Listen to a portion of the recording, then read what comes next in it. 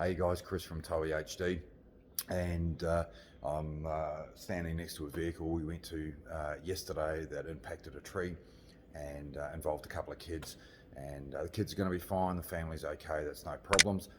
But I thought I'd use this opportunity to highlight a couple of things that, from my personal opinion, a bit of an issue.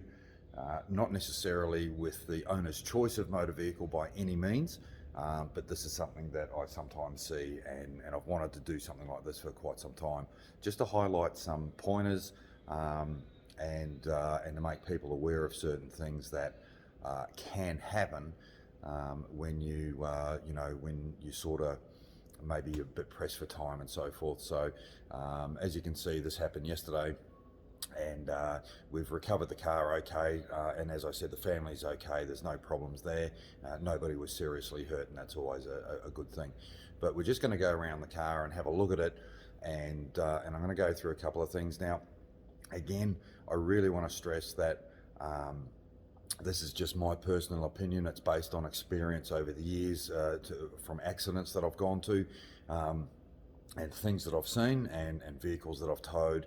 You know, I'm no rocket scientist, I'm no engineer, but this is just an opinion I've formed over the years from doing my job. So first off, we'll start with a couple of things of the damage of the actual car itself. So as you can see there's quite a bit of damage there. It's impacted a tree fairly hard, and there were children in the back seat of the car. So I'm not sure whether they were, because there's a 7-seater, so I'm not sure whether they were right in the back or whether they were in the usual back seat. I'm not 100% sure. So, but you can see there where the tree's impacted, and if we come down here and have a look, now we're actually quite lucky that the tow bar has taken a lot of the brunt and deflected away to one side where the tree has impacted the actual vehicle, and that has sent a ripple effect down the side of the vehicle. Right now, it may not look it, if you're looking at the back door, the front door and the front guard and so forth, it may not look like it's traveled all the way through, but if you have a closer look, you can see here where the actual roof is bent, it's kinked, right?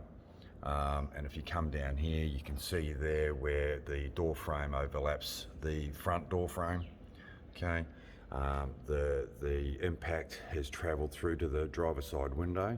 That's all cracked, and it's actually come all the way up to the corner of the windscreen and cracked the corner of the windscreen also. So that's the damage it's done. And if you can have a look there, it's moved the diff as well. So you can see, I'm not sure whether you can see it in the video or not, but it's shifted the diff there. So it's quite a bit of damage there.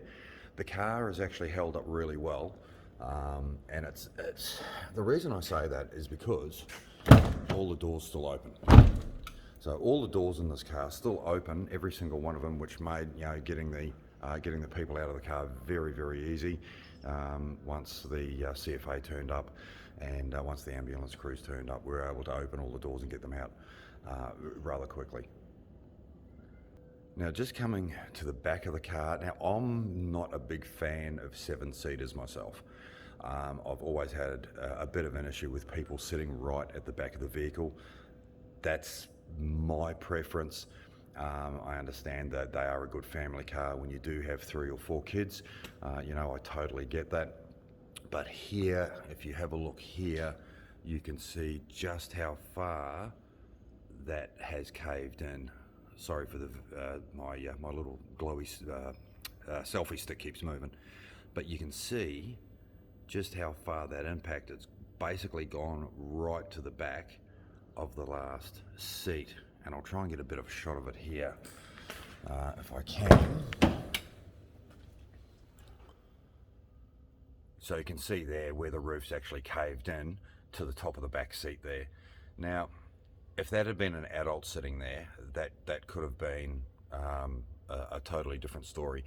So in a way, if you want to look at the positives, it's pretty cool that it was actually a child there at the time, or possibly, as I said, I'm not 100% sure where they were sitting. So I don't know whether you guys can see this, right? So this is the pull point for this particular car, and I'm assuming it's for whenever it breaks down, it's what they expect us to latch onto to pull the vehicle up. Yeah. I'm certainly not going to use something like that on a vehicle of this weight and size to pull it up onto the back of my truck. In fact, you can see now, yesterday I actually went around the control arms to pull this vehicle up with a bridle, and to even out the weight so we could pull it up, and it went up without a hitch.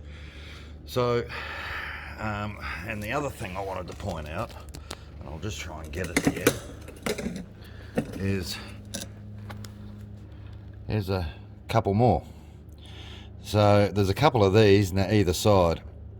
Now what I want to emphasize, for those who are watching, you may have one of these, or so may have one of these cars.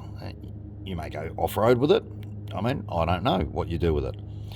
One thing I know you shouldn't do with it is use these to pull yourself out of a bog, because it's not what they're designed to do. This is specifically to tie the vehicle onto the ship for travel. That's it. It's a tie down point. It is not a pull point. Okay. A lot of people get confused with that. They'll see that, they'll think it's solid, they'll latch onto it, and they're going to be in a whole world of hurt. So that's really important. So here's something else I'm not a fan of, and that is the foot handbrake, or the foot park brake, whatever you want to call it. Not a big fan of them, and the reason I'm not a big fan of them is they have a habit of failing. My suspicions, and I mean, again, look, I'm no engineer, I'm no mechanic, but I have been to a few vehicles over the years where these have failed, and this would appear to be another one. You're using more forces to apply this foot brake than you would, say, a handbrake or maybe an electric brake that comes out on a lot of modern cars. And you can see here, if you look there, it's a push on, push off one, right? And so what that will do is that's attached to a cable that goes to the back wheels to hold the car when it's stopped. Now, because you're using more forces on that, it's going to stretch that cable faster than a traditional handbrake. So, and if we put this one on, let's just see how far down it goes.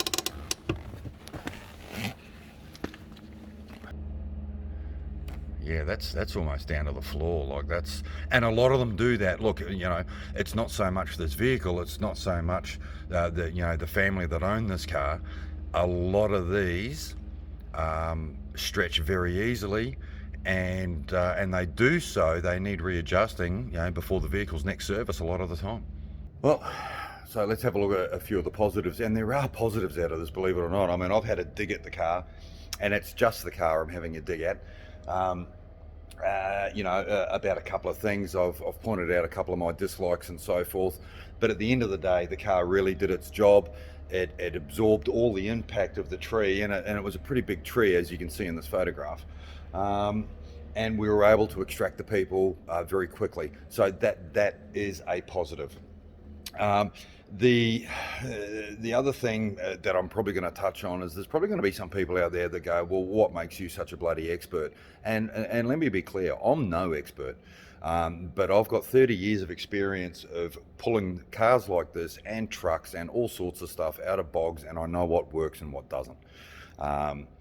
And there are some things that I feel car manufacturers could improve on, and the foot brake is one of them, and the toe points that I pointed out just before is another thing. So, none of us want our vehicles to break down, none of us want our vehicles to hit anything, but the fact of the matter is, it does happen. And so we need to be able to load and unload that car, and sometimes retrieve that car safely, quickly, and efficiently. So I hope you've enjoyed the video today. I'd love to hear your comments. If you got any, just put them down below, and we'll see you next time. Thanks.